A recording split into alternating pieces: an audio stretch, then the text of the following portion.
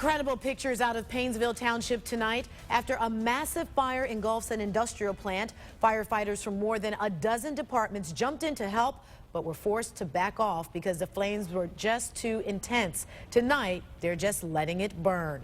The good news, no one is hurt, but it has been a tough day for fire crews. Good evening, I'm Danita Harris. And I'm Lee Jordan. We have live team coverage from the scene, but first some important information for parents. If you live anywhere near the fire, school buses were not able to take children home.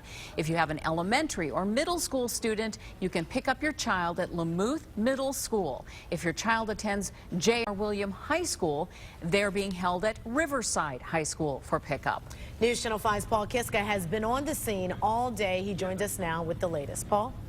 Well, more than 7 hours later, this industrial fire is continuing at this hour. As you can see, a heavy smoke and flames still shooting from that plant behind me.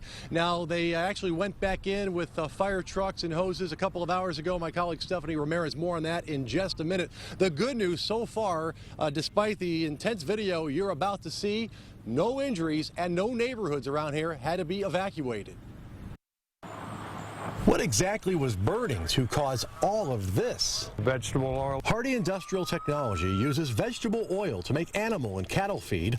The fire started just before 10 this morning in a tower where the feed pellets are made, and flames quickly spread to train cars filled with even more recycled vegetable oil.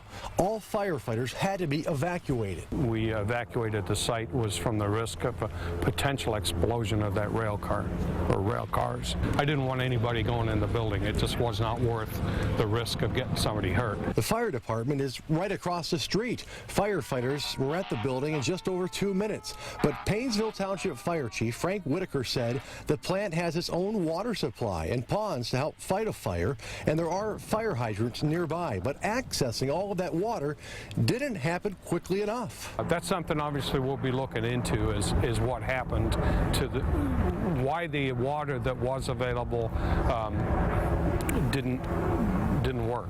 5.5 hours after this intense fire started, flames were still shooting from the building, which employs 40 workers. Number one for me is that all of our people are safe. And if all of our people are safe and if the community is safe, that's number one. Everything else is secondary. And earlier this afternoon, health officials had an airplane up flying around the smoke, monitoring the air quality, and so far, so good. They said what's burning inside this industrial plant fire here in Painesville Township is not hazardous material.